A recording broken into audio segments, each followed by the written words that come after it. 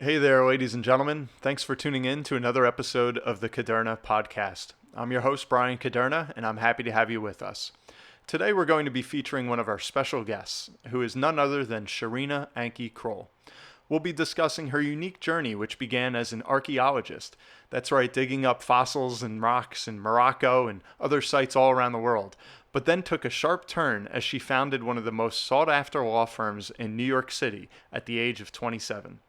For those of you not yet familiar with Sharina, she's a practicing attorney in New York and New Jersey, working exclusively with entrepreneurs and small business owners. She has niches in the pet industry, fashion, and the creatives, which we'll define in a moment. Sharina's received numerous awards and recognitions for her work in the legal field. Most notably, she's been elected 6 consecutive times as a Rising Star Super Lawyer, a recognition given to no more than 2.5% of all attorneys in each state. And we'll talk about why she's still considered rising as well. She's given countless talks and presentations at places, institutions such as NYU, the Fashion Institute of Technology, the City University of New York. You may have also seen her on Fox TV, radio shows, and many podcasts just like this one. But what's really cool is over the last few years, Sharina has developed an app called Meetpreneur. It's a groundbreaking location based business networking app that allows networking to be more welcoming, accessible, and efficient for everyone. Meetpreneur connects entrepreneurs from all industries, anywhere, anytime, whether it's around the corner, at a conference, at the airport, you name it. Meetpreneur is now free to download and currently available at any of your app stores, whether it's Google Play for the Android or at the App Store on your iOS devices. You can reach Sharina at www.ankykroll.law.com. Now, I do have to read a disclaimer before we begin today's episode. Please note that the material presented by Sharina Anki Kroll is for informational purposes only. It is general in nature and is not intended to and should not be relied upon or construed as a legal opinion or legal advice regarding any specific issue or factual circumstance. If you do need legal advice, please contact info@ankykroll.law.com. I'll also put that in today's show notes. So without further ado, please help me welcome Sharina Anki Kroll. The Caderna Podcast. The Caderna Podcast.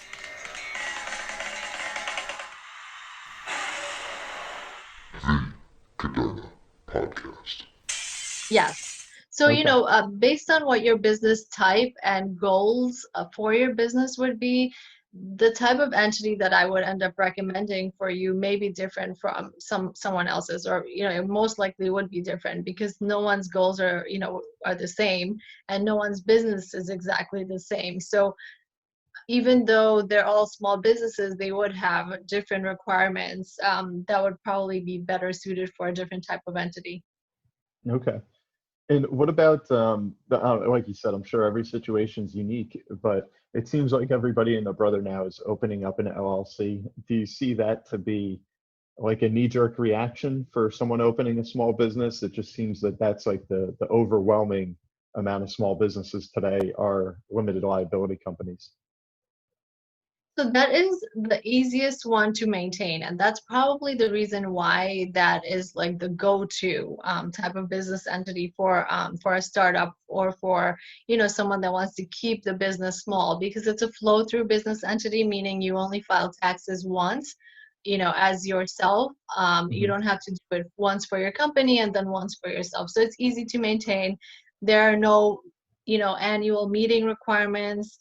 Um, no other additional filing requirements as far as when you compare it with a corporation. There's a lot more formalities, a lot more corporate formalities that you must perform throughout the year. So this is why it's a very attractive option for startups, and it still does provide you with some protection as far as your business assets and your personal assets go. So it does create a division, but it's a lot easier to maintain. So that is why you probably noticed that. Yeah, definitely. And so with that in mind, like, do you see that a lot of changes are occurring since the recent tax laws? I know that a lot of people are actually changing the structure of their business. Is that more just in the kind of the media as like a big talking point, or is that happening, in reality? So, well, I can't talk on tax matters, unfortunately, because of ethics rules, because I don't practice tax law. Yeah. But there are tax implications, obviously, if you're just doing business as a sole prop without having any formal business entity in place, you're going to have tax implications that'll be different from if you have an LLC or if you have a corporation or if you have a partnership, or, a S corp. So it all depends. What I would say is, there are the tax laws are always evolving. That's one of the other Yeah. reasons I didn't want to get into it, on top of it being extremely boring from the surface. I um, agree. so yeah, so if you have any questions regarding taxes, I would definitely recommend your listeners to talk to a tax advisor, like a tax attorney or a CPA.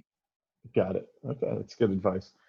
And I mean, we're kind of like in this do-it-yourself generation where everybody wants to just look online, find that quick solution, and then say, how can I do it either conveniently or cheaply? What's your take on, when a person or partners should consult somebody like yourself, or can they just go online and set up that LLC or that partnership? What are some of your thoughts in that regard? Sure. So, Brian, I see a lot of clients who try to do it themselves, and then they come to me when things have gone wrong. And I love Hmm. that. I love that because I can charge more at that point to undo a lot of the mistakes that they made along the way. But do I like it? No, because I'd rather have them start with a clean slate. So if my advice, and it's obviously not a legal advice, it's more of a business advice, is that if you are thinking about starting a business, or even if you have an idea that you want to take forward, and see where it goes, I would advise that you talk to an attorney um, first before you even speak to your friends about it, before you think it's a great idea to move forward and do it on your own. Talk to an attorney first. They may even say that, if you want to go try it on your own, go ahead and try it. Because even I have said that to clients before, because they are so adamant about not having to pay attorney fees that they'd rather do it themselves. And you cannot force people to hire an attorney, because our legal system is made in a way that if you wanted to do things on your own, you could. Would I recommend it? Absolutely not.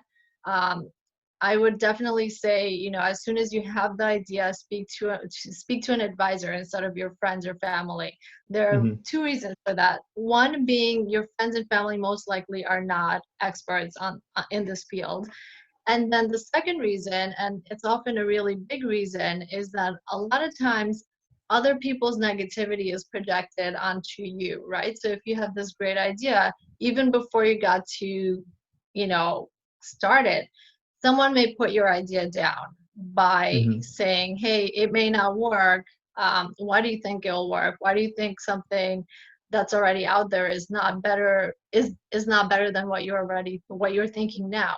So by that, they have effectively killed your enthusiasm and any potential of you seeing any success, right? So that's why I say talk to an advisor as early as you can, as soon as you can, without trying to do it on your own. Because trust me, there are things that you do not know, even if you have done your research. Got it. And so, Sharina, I think one of the things, even me speaking with a lot of clients, feel deterred about in the legal field are those, billable hours and those legal fees. So when somebody has that initial idea and says, you know what, I want to be a business owner, is it common practice that a law firm will say, okay, we'll speak with my assistant, my paralegal, we'll set up a meeting, and that first meeting, regardless of what we talk about, is going to be $100? Like, what are some of the formats that yourself or other attorneys are using uh, to cultivate a client before they're getting hit with the bill? Sure. So, as I mentioned, earlier, I work exclusively with small business owners, and over the years, I have found that they really absolutely hate hourly fees, and that's because they don't know what the end result is going to be. Meaning, how much are they going to end up spending at the very end? Nobody knows that. The attorney doesn't know that. The clients don't know that. So what I have done over the years, and because I no longer do litigation, I'm able to do this. I actually do flat fees for most of my services. So a consultation, is 150 over the phone, which is really nothing. And it's just a way for me to see if the client is actually serious in talking to an attorney, if they value their time. 150 is not going to make anyone rich, but it helps me to sift through clients who are serious and who are not. So there you already have a screening process to see if you and the client are a good fit. Because just like anything else, it has to be a good relationship, right? Because you would be Hmm. working together. So I have flat fees for the consultation. I have flat fees for drafting contracts, depending on the length of the contract and the subject matter.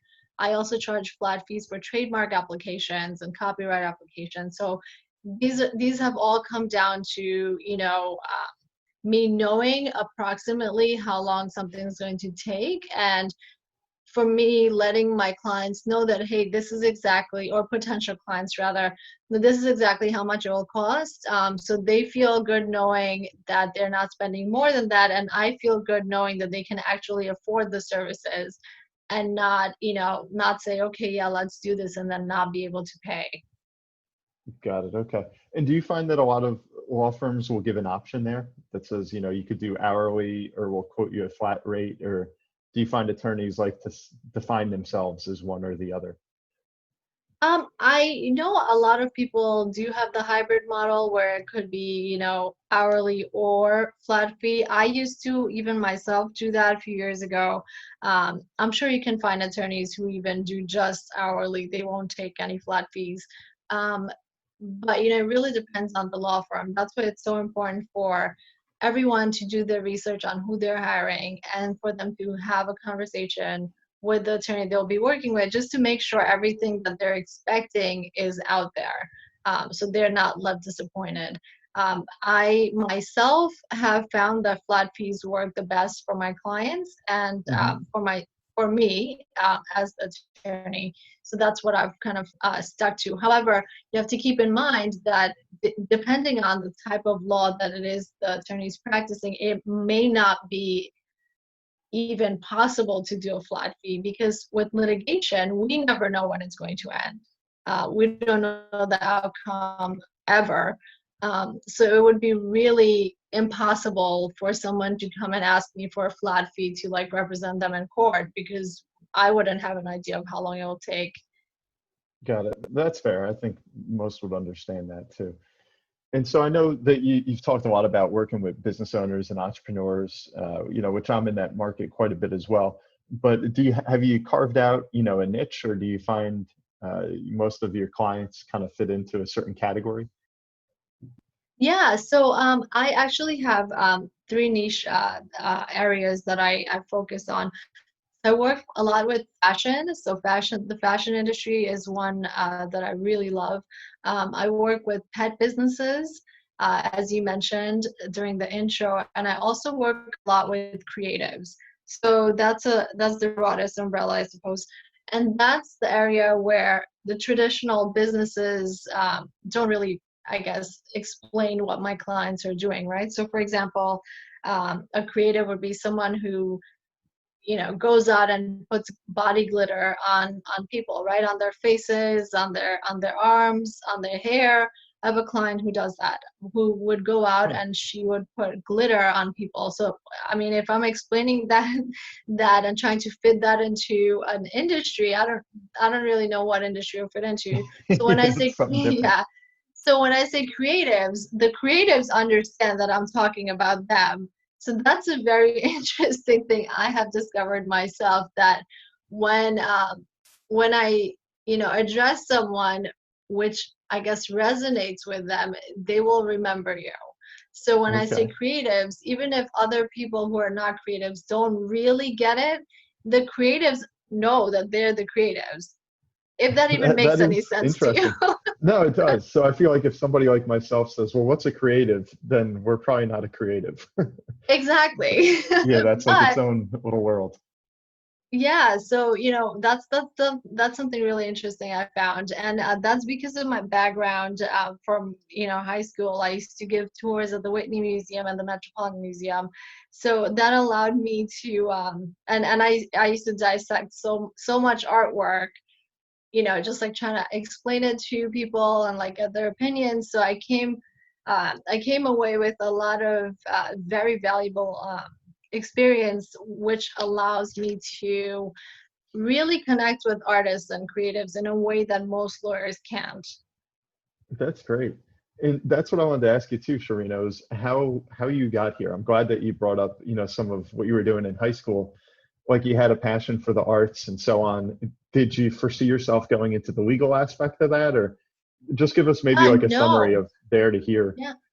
Yeah, so I absolutely didn't ever have plans of becoming a lawyer. In fact, I was dead set on becoming an archaeologist. And in college, I actually went on two different digs to Denmark, excavations where we found Viking villages, etc. That was very exciting because that's what I Wow. wanted to do. Yes, and some of the artifacts that we did find, they ended up in museums all across the world. And I realized after doing those two field schools that the thing I really loved about archaeology was the actual excavation. And I realized that the older you become, the less valuable you become in the field because you're no longer the one that's actually digging. You're either doing the research or you're just tucked away in the back somewhere, looking at the artifacts after the fact. So that's not what I envisioned myself doing. So in a way, I kind of envisioned my future like a graph. So my value would go down as I age, which is inevitable. Everybody ages. So I needed to find a career that would increase my value as I was getting older. So the next thing I thought about was I love to find loopholes and I love to argue. That's been my life. So Okay. I thought, what can I get into that would allow me to do that? And so there it was. It was law. So I decided that I was going to go to law school. And the older you get, the more you know about the law, the more I guess the more valuable you become in this field. So that's how I chose to become a lawyer. That's really cool. So if you're anybody out there who's an arguing archaeologist, might have a future in law. Who would have thunk it? Maybe, hey, you never know. Yep. And so how did you, I understand how you got to law, but I think the big thing every business owner asks is who's going to be my target market? Who am I going after out there? You mentioned those three niches that you have. How did you kind of penetrate those markets, or was that like a natural market that you already had connections in those areas? So I discussed the creative part of how I went into that field. So I'll tell you a little bit more about the fashion and the pet industry. So the fashion, I was always into it. I have an eye for fashion. I love everything about putting together outfits, etc. But I don't really see myself becoming a professional in the fashion industry in its traditional sense. Like I don't see myself becoming a fashion designer or a merchandising expert or anything like that. So when I noticed that fashion designers often think like creatives because they're so involved in creating their next best piece that they often forget, to focus on the protection aspect of it. So I thought, okay, let's see how I can incorporate fashion into my practice. So I started, giving talks at various gatherings where fashion designers would be, and eventually I was invited several times to FIT, which is the Fashion Institute of Technology, a few blocks away from my office in New York. So I started doing that. Um, and more people were able to relate to me because of not only the way I present myself, which is very different from your traditional attorney. I don't like the stiff look. I just like to look nice and approachable, someone that you can speak to and walk away knowing that you know that I explained something to you in a way that you would understand. So that's how I got into fashion. It's a personal passion of mine, and I needed to find a way to incorporate that into my practice, and I did by putting myself Hmm. out there where the fashion designers are. And then the pet industry, it's funny because I got into that because of my dog, who just turned 7, I think last month. Yes, um, and he is a little Maltese and poodle mix. So he's a Maltipoo. He's 8 pounds of weight, and he has no idea how small he is. Um, and he's an actual model. So he's modeled pet carriers and pet fashion accessories and clothes and food and things like that. That's Um, really cool. when I yeah, he had a lot of followers on Instagram at one point before I became too busy to take him around and photograph his life. But Gotcha. So that's where Instagram worked for you, was with the dog. well, That's how it started. yeah, at one point he had over 3,000 followers, and Jeez. I took him to New York one time, and someone actually recognized him on the street and said, "Hey, isn't that Merlin?" It was No way. completely surreal because That's awesome. I was like, "Yes, that's He's a him." celebrity. Yeah, so that was That's cool. fun. And yeah, and I needed to figure out how I can, bring him to events and just to, include him in my life, because at that point I didn't have any kids, so I Yep. just wanted to bring him along in every place I went. So I needed to find a way to make it acceptable. So I thought, hey, let me check out the pet industry because they often have expos and this and that, and he's already into modeling. So what ended up happening is a lot of a lot of the people that he was modeling for, a lot of those companies became my clients. So then Mhm. I kind of had to step in, and I actually have one expo presentation coming up at the end of September. I was supposed to be in Florida to do that talk. Because of COVID, it's become a virtual thing. But I've done talks all over the country for the pet industry, Wow. which, yeah, which has been extremely rewarding because the people that have pet businesses I found are extremely friendly. They understand my personal passion for pets and animals. So it's very natural to speak to them, and they feel comfortable speaking to me as well, which is why I think That makes sense. that's been a really amazing group of people to work with. Yep. And that's definitely an eclectic mix that you have for your I know I clients. sound a little bit crazy. You don't even have to It's a say this. creative. No, it makes sense. And obviously it's working for you. Like we mentioned in your intro, that 6 times now you've been named a Rising Star Super Lawyer. And as I was saying that, I said, how long are you rising? Like at what point, what exactly is that? That's a When are you good just a star? question. So you have to be under 40 to keep rising, and I'm under 40. So Okay, so it's an I age may thing. be rising for a little bit longer, like five Okay, more years longer. got it, It got is, it. yeah, that's a good question though. Thanks. Is that how they do a lot of the accolades, like in the legal field? Is like pre 40, after 40, like young professional, experienced Yeah, professional? yeah, Yeah. they do a lot of age-based stuff. It's either under 40 or you've been in practice, I think, over like 15 years or something like that. So, Okay. that's not me yet. So you're not the only ones who have asked, why are you still rising? When are you actually going to be a super lawyer? And Yeah. I figured I wouldn't be the first to ask. And what exactly is that? Like, do other attorneys vote on that, or how do you get selected for that yes. honor? Yeah, so it's based on peer review, and then once other attorneys submit your name to the organization, they do their own vetting. So every year I guess it's a different process, right? So every year someone would have to nominate me, and every year they would have to vet me to figure out if I'm still qualified. Okay, very good. And so you're doing a ton with business owners right now, and have seen some different business cycles, a lot of ups and downs, just over the past decade even.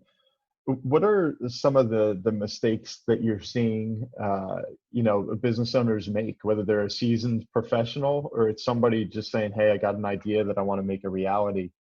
Um, where are they going wrong? What are some of the common hurdles that they face? Okay, so my biggest, it's become a pet peeve because people just don't take it seriously, and it's so detrimental to their business. So here it is. They spend more money on advertising and marketing than they do on legal work. So they would go and they would spend, thousands of dollars getting the name out there, getting the logo out there, but they don't want to spend a couple of $1,000s to protect their business identity. So now what they have efficiently and sufficiently done is they have put their brand out in the world and they're being seen because they spend so much money on wanting to be seen. But they don't realize that now it's going to be much harder to protect the brand because someone else may have copied it, which does happen a lot, believe it or not. Sure. And yeah, and then it becomes okay, we have to start negotiating to coexist, or now we have to ask for damages. It has even happened where my clients, even though it was their brand, someone else went ahead and registered it, so now they would have to pay to get out of the mess. um, so that's Hmm. that's been the biggest mistake and my biggest pet peeve with small business owners, is that they're so interested in getting big and getting out there and being in everybody's face that they forget the first step really, is to protect themselves. They just completely ignore it or forget it, or maybe a combination of both. Hmm. And now is that both trademarking and copywriting, like is that all kind of in that realm? Yeah, so it's all under the intellectual property realm. I would say Yep. it's more so with the trademark issues, because what you can trademark, most of the time, it's your business name, your logo, your slogan. So it's basically the identity of your brand. And the logo oftentimes falls under, excuse me, under copyright law as well. So, unless you really are speaking to someone who does this on a daily basis, you're not going to know what to do. And there are different ways of filing for a trademark. So if you're not doing it the correct way, you're not doing yourself a favor either. So these are things that continuously come up, and I keep talking about it in all my talks. So I'm hoping at least some people will listen to this and realize that, hey, maybe I should just take a step back and just invest in my future, in my business's future, and speak to someone that can really help me, to know what steps are out there for me to take. And then once you have that information, you can decide, I'm not going to do it, or I'm going to do it. At least it's an informed decision, and it's not something that you just ignored. I got it. And then does that apply to pretty much anything from, a restaurant to just coming up with a logo to, writing a book or anything in between? Yes, Yep. all of those. So a Okay. restaurant would definitely have a name. Most oftentimes nowadays, anyway, they have logos, and writing a book, that would fall under copyright law. I know a lot of people have moved their businesses to online sort of business, so they're selling downloadable booklets on various subjects, right? So those Hmm. booklets, before you put it on your website, you should be protecting it, because if you're not, someone else can easily start using those and even claim that it's theirs, and you have no protection in place. Interesting. Because, I never, and maybe I'm guilty of this, I did not look too much into that when I wrote my book, Millennial Millionaire. And that Hmm. came out, about 4 years ago now. And it was funny because it was what I thought was a great title. It resonated with a lot of people. And then as soon as it went up on Amazon and everywhere, within probably, I don't know, another 6 months, there were probably four more copies or books that had taken the same title, Millennial Millionaire, and just added a little subtitle or byline to that. Is that normal? Because I mean, you do see multiple books out there that have the same title. So you brought up an interesting point, and that's one of the exceptions to the trademark rule. So the title would normally be a trademark matter, and the USPTO, the United States Patent and Trademark Office, would only allow you to trademark a book title if it's a series, which is why you're Hmm. seeing other ones with the same title. Because yours is not a series, I'm guessing, right? No, no, it's just that one book. I've Yeah, thought so about they in the would. future, like, Mhm. do I maybe make it a series where we have, part two or part three? Yeah, so if you Um, make it a series at that point, you can definitely we can definitely discuss how you can protect the actual title of the book. That's interesting. And now you work exclusively in New Jersey and New York, correct? Yes, however, Sure. because trademark and copyright issues are federal, I have clients all over the country for those. And that was going to be my question, is how this relates to crossing state lines, and even if you could touch on a little bit even internationally. And the reason I ask is we just hear so much from China, and since this, Mhm. whatever you want to call it, trade war, tariffs, all this stuff started with Trump's administration, that's one thing that they highlight constantly is we've got Apple over here in America, and then you have Apple in China that's the exact same, but it's not actually Apple. It's like a pirated version of that. So how did things work across America, but then also internationally, if you do, focus on any of that? So I don't do any international law, and intellectual property like trademark, copyright, patent law, they all have their own country's designation on how they're going to be treated, right? So U.S. has its own laws surrounding those matters. Canada has its own laws. So each country would have their separate laws. So if you have a question regarding a certain country, you would definitely need to speak to an attorney from there. But just from like personal experience and growing up in New York City, I mean, have you been to Chinatown? There is Yeah, there is a knockoff for everything, it's true. for Yeah, yeah, and there's really not much anyone can successfully do if China doesn't itself police, the counterfeiting market, because as I understand, it's a huge market there. sure. So that's not something I can really touch on because I don't know Chinese law, but I don't, it doesn't seem like they really have any problems internally with counterfeiting because it's getting them so much money, right? So I Yeah. think that's the problem there. However, what the US Customs does, if it's a registered trademark, is that they can actually take the goods and charge them based on whatever the tariffs or whatever the situation may be. I have a friend who is a customs attorney, and he and I often work together because a lot of the times the clients that he has, their marks are not registered. So then they don't have any protection from the customs or border patrol. So we work together to make sure that his clients' marks are protected before they're doing any import export sort of situation. Now Hmm. you mentioned about within the U.S. So if a mark is registered with the USPTO, which is again the United States Patent and Trademark Office, then it's protected within the entire country. So because it's Okay. federal, it protects you in every state, not just Okay. where you are. And same with the copyright laws. It's for the entire country. Got it.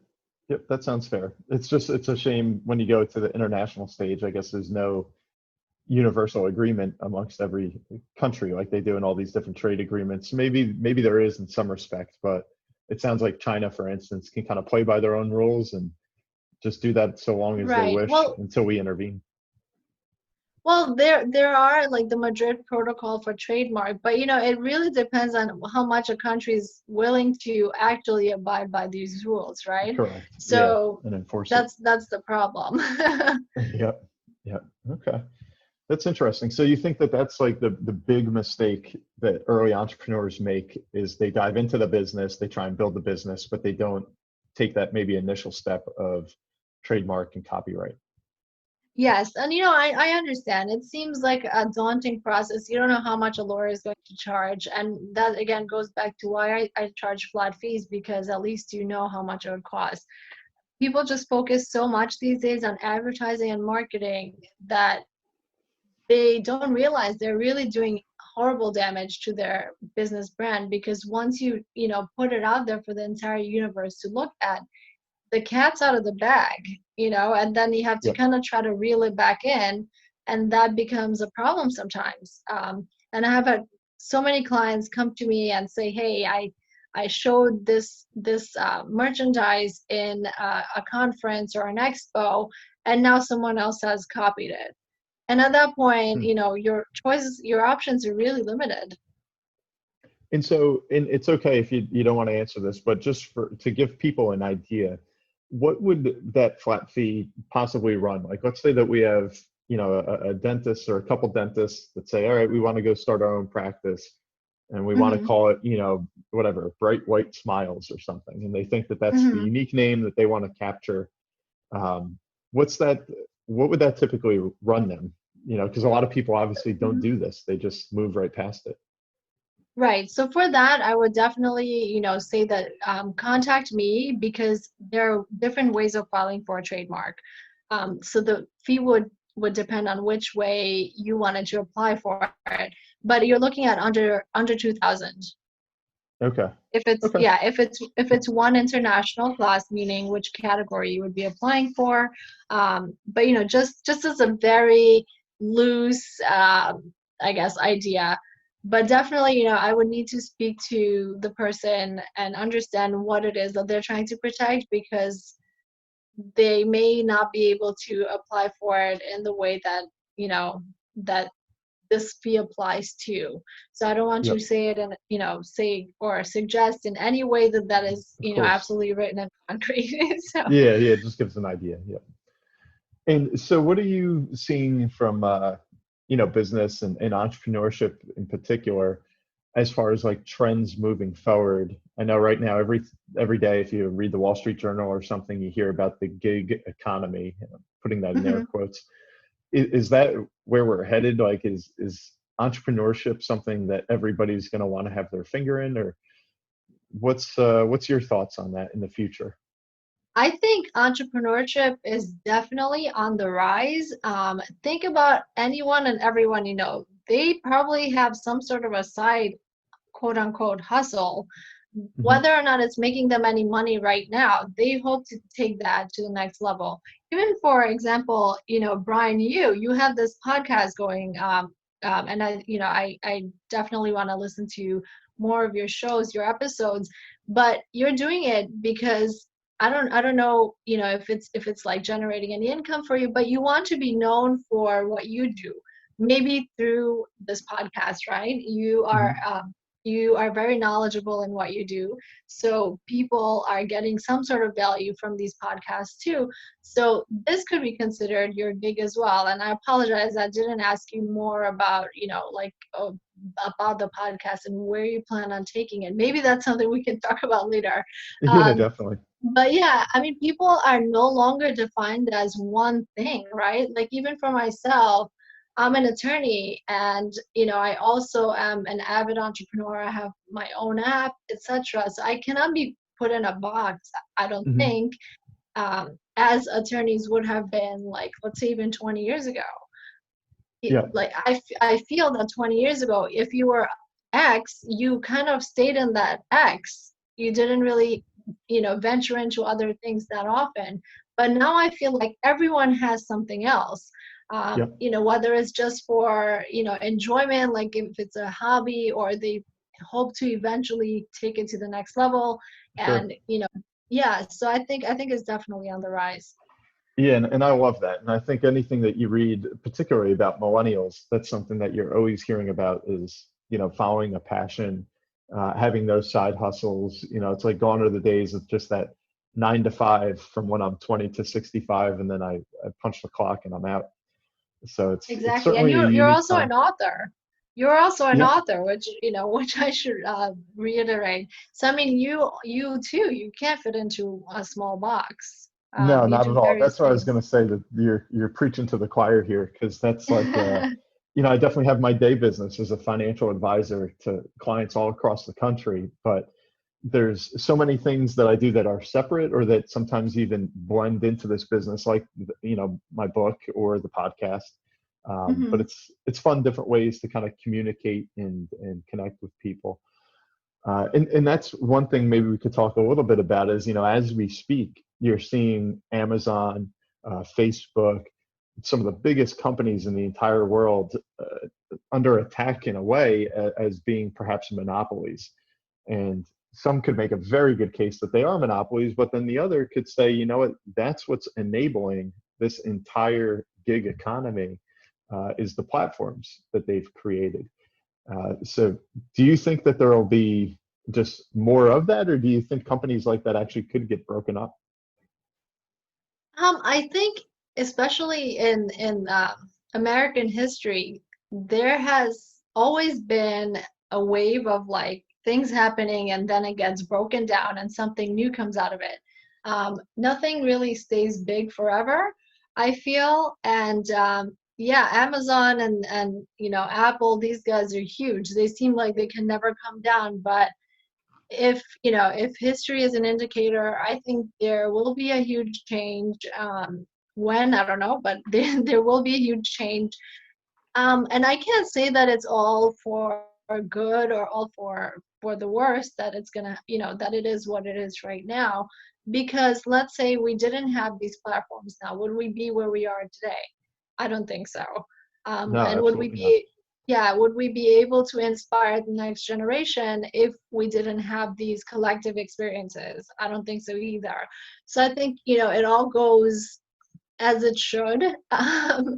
and it goes in waves. So I think the next wave is going to be a huge spike in entrepreneurs. That's just my guess. I don't think people love big companies as they used to in the past. I feel like with the new generation, they're more about, work-life balance. They're more about happiness. They're more about self-care, and these things are going to lend to them wanting to create their own space, their own work.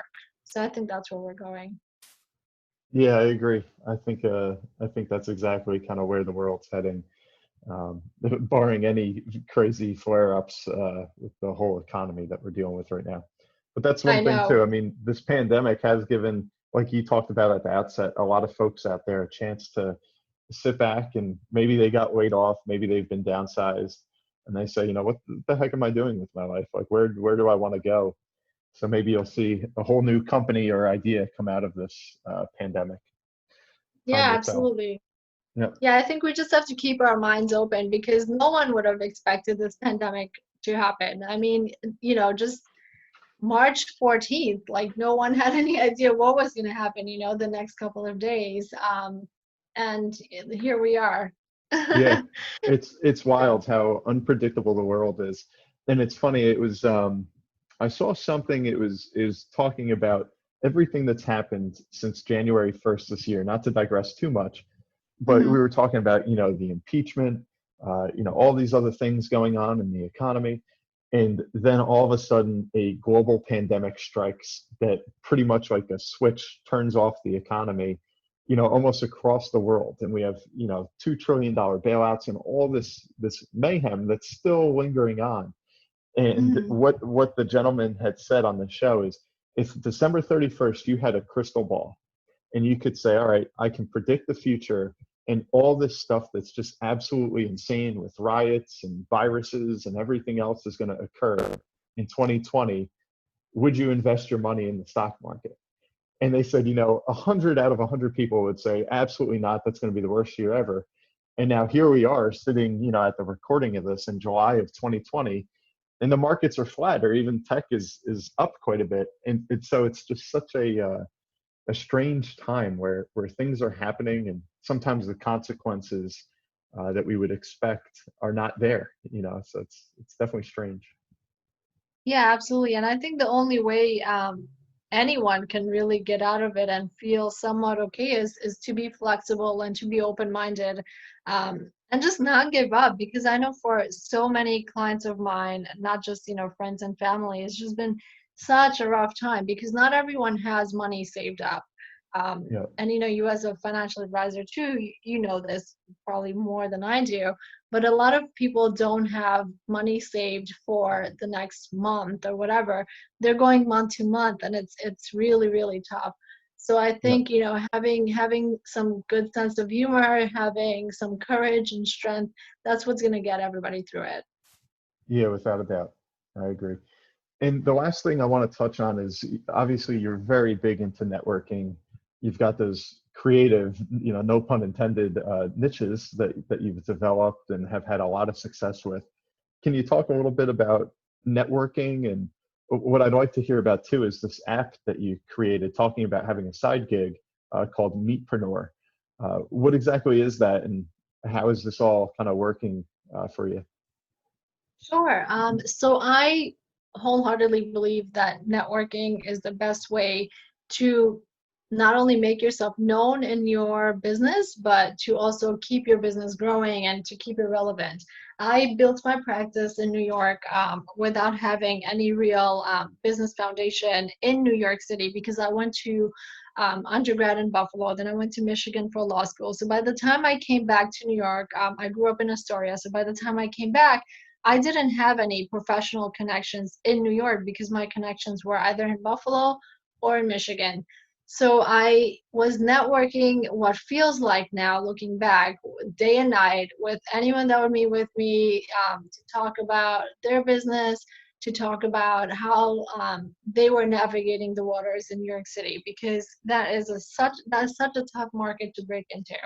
And then you talk about law, which is an extremely competitive career choice to begin Yeah. with. But in New York City, to be a law firm, a new law firm, and to actually be successful is really something else. And I don't quite think if I had to start it now that I could be where I am now, in the same amount of time.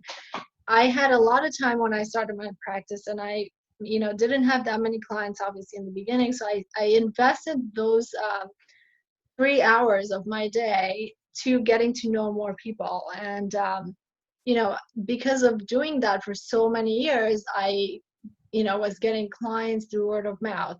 And because people were trusting me and they knew what kind of a person I was. So I think a lot of my success has to, be credited to, I guess, not just networking, but meaningful networking. So I'll tell you also how I came up with the idea for my app.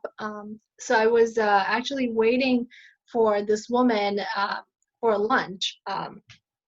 I had just had my second baby, and she was, I think, 5 or 6 months old. So I had a 2-year-old and a five. I would say she was 6 months old. And this woman who was an immigration attorney, she was asking me to meet up with her so she can quote unquote pick my brain and see how I, grew my practice.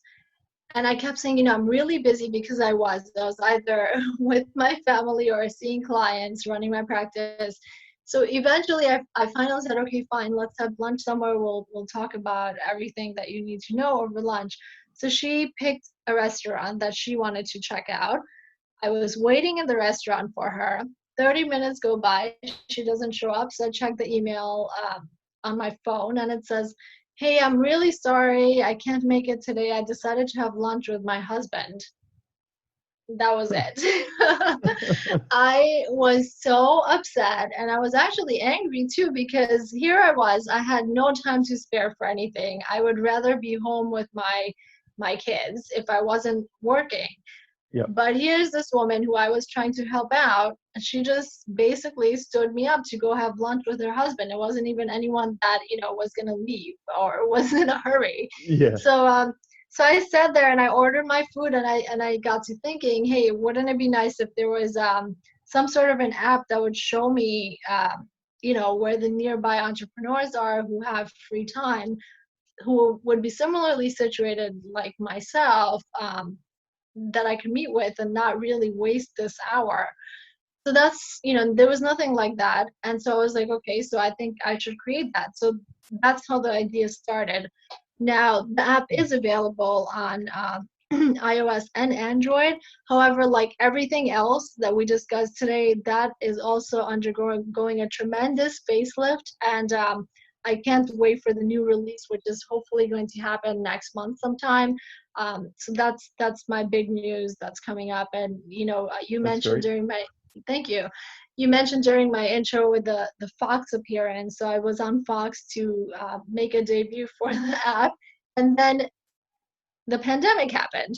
So this is Oh, no. literally two weeks before uh, yeah, I think it was like March 1st or 2nd I was on Fox, and I had a whole bunch of other appearances lined up for NBC, for CBS, in DC, and then the pandemic hit, so everything was canceled. Oh man. Um, yeah, so I don't know if I'll get those chances again, but I'm taking this, so-called downtime to really re-envision the whole app and to make it more relevant to today's networking, which is going to be completely Sure. different from the running around and meeting over coffee with Yep. everybody that I was Yep. doing I before. think I love the idea. I think you're spot on with that. That's definitely riding the wave that we're on right now. And so you had this idea that popped into your head at that lunch where you were kind of stood up. And then did you take that to like the tech people of the app world, or I wouldn't even know like where to begin something like that. So Who got you started? yeah, I actually knew someone that I used for the initial what do you call it, build. Okay. So I didn't just take the idea to someone. I used my own advice that I give to my clients. I had them sign a very strict NDA, a non-compete agreement, and a non-disclosure agreement before I said my idea to them. And then once all of that was but once that was signed, we signed another contract to go over all the details. And then I worked on the logo, and then the name. The name was very hard to come by. It's still not the best, but it gets the point across. I think it does. Yeah, I don't think that's a bad name at all. That's pretty Thank cool. you. So as we kind of wrap up here, is there any other parting advice or anything else you have going on that you want to plug right now or share with our listeners?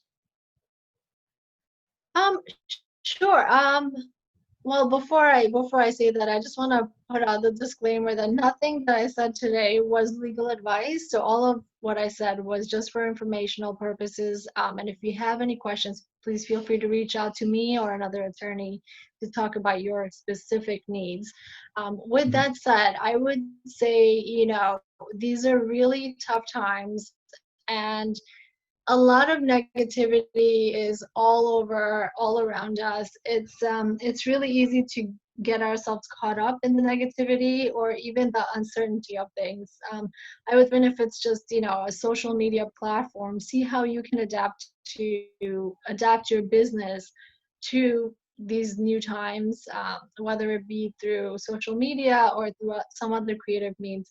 There are ways to get your business out there, and before you talk to friends and family, just speak to some sort of an advisor who can guide you better. Sure.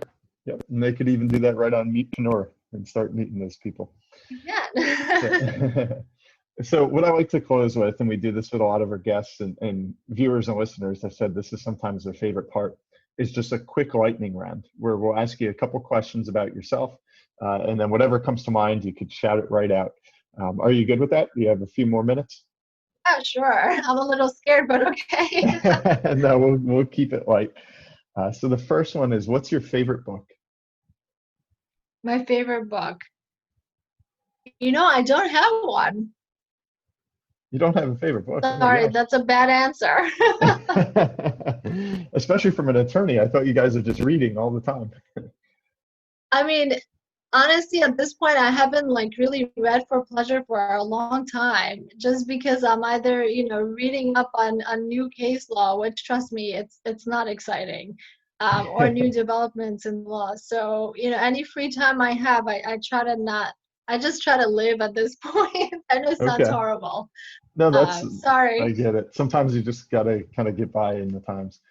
But maybe a modification of that I question, do like The Trusted Advisor. The Trusted Advisor. It's a pretty good book. the trusted So I advisor. guess Okay. check that out. And what about favorite movie? Favorite movie. Okay, I'll tell you one of my childhood favorite movies. It's The Goonies. The Goonies. That's a classic. That's a good one. And do you have a favorite quote that you live by? A favorite quote. Okay. It Or has saying, changed over slogan? the years. I think it's a new one that I saw. It's create things you wish existed. And Create it's things actually, you wish existed. Okay. yeah. And it's actually, I made a sign of it and a sign out of it in metal, and I have it in my office here. So anytime, I look at it, I immediately go back to me creating that app and immediately think of my clients who are creating things that are not already out there, but that they think Hmm, is necessary in the world. I like it. And any favorite food? I love Thai food. Thai food. Okay. And Anything in Thai, I think I'm good. and in line with that, what's the favorite place that you've traveled to or vacation to?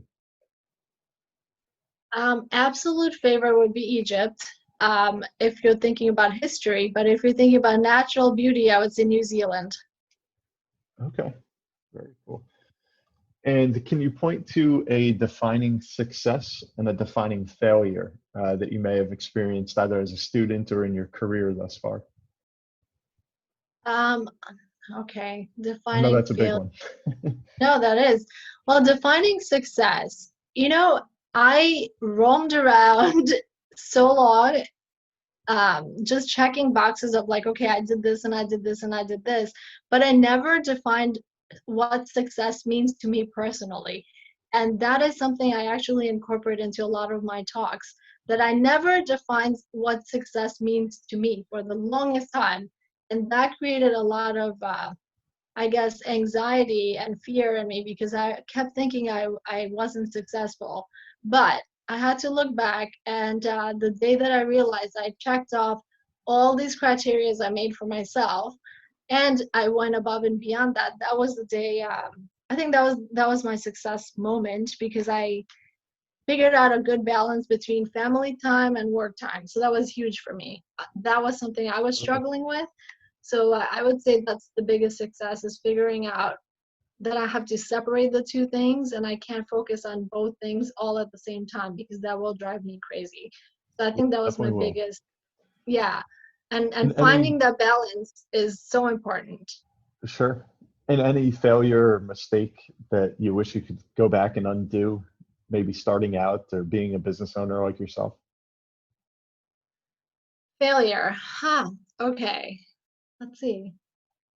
A big failure. Well, I made mistakes along the way, of course, like anybody else. I think the biggest failure was what I felt when my first version of the app didn't turn out the way I wanted it to. And because it had so many issues and I already put my name on it, right? I told everybody it's coming out. And I'm very conscious as to what I put my stamp of approval on. So that was really tough for me because a lot of it wasn't working, and I was getting feedback from people saying, "Hey, it's freezing," or "Hey, it's not working very well." So those things are obviously things that we're fixing right now. But I think that was my biggest failure, not necessarily in an objective way, because the app was still out. These were like little things that just didn't go well. But to me personally, that was a huge failure because I felt like people were just able to see the failure in their hands, right? Because it was in the app and it wasn't working. So Oh, I think that's my personal, that's what I feel is my big personal failure is it wasn't perfect. okay. No, thank you for sharing that. And I guess the very last one that I like to ask as a financial advisor, and this is just strictly your opinion, do you have an investment that you're very proud of? Maybe, the best investment or pick or choice that you made in respect to Yes. finance? Yeah. Yes. Do you want me to talk about it? Yeah, far away. What is it? Okay. So we rented out our first home that we bought together, and before we rented it to our tenants, we thought about actually selling it to get rid of the responsibility, but we decided to keep it as an investment property. So I'm really proud of that because it was not an easy decision to make, and especially with tenants, breaking things and needing things constantly, it becomes a huge hassle. But I'm just happy we kept it because with these uncertain times, it's good to know that I have something to fall back Okay. All right. That's great. So I believe we covered just about everything that we could here. So I just want to say thank you to all of our listeners for staying tuned this week. And especially thank you to you, Sharina, for appearing on our show and sharing so much about yourself and what's going on in small business today. I think people will find Thank it you. very useful. Thank you so much for having me. It was great talking to you. Yeah, without a doubt. And everyone, please keep continuing to tune in every week as we bring you more exciting content. And wherever you're tuning in, please do consider leaving us a review, hopefully a 5-star review, and share this with your friends. That's the way that we continue to grow this podcast and get more and more information out there for you folks. So again, that you can achieve wealth in its original meaning, which is a state of well-being. Thanks, and we'll see you next week. The Caderna podcast is for informational purposes only. Individual situations may vary, and the information should be relied upon only when coordinated with individual professional advice. Guardian and its subsidiaries do not provide tax, legal, Social Security, student loan, mortgage, or real estate advice. Listeners should contact their own tax, accounting, or legal advisors or the Social Security Department in this matter. All investments and investment strategies contain risk and may lose value. Brian Caderna is a registered representative and financial advisor of Park Avenue Securities, LLC, Pass, 300 Broadacres Drive, Suite 175, Bloomfield, New Jersey, 07003. Securities, product services, and advisory services are offered through Pass, a registered broker-dealer and investment advisor. 973-244-4420. Financial representative, the Guardian Life Insurance Company of America, Guardian, New York, New York. Pass is an indirect, wholly owned subsidiary of Guardian. Caderna Financial Team and International Planning Alliance, LLC, are not affiliates or subsidiaries of Pass or Guardian. Caderna Financial Team is a division of International Planning Alliance, LLC, a general agency of Guardian. Pass is a member of FINRA, SIPC. California Insurance License Number OK04194. Content of the Caderna podcast is copyright of Brian M. Caderna, all rights reserved. Any redistribution or reproduction of part or all of the content in any form is prohibited without prior permission from the Caderna podcast. The views and opinions expressed herein may not be those of Guardian Life Insurance Company of America, Guardian, or any of its subsidiaries or affiliates. Guardian does not verify and does not guarantee the accuracy or completeness of the information or opinions presented herein. Any third-party materials referenced cannot be endorsed or verified by Guardian and are used as the opinion of the author.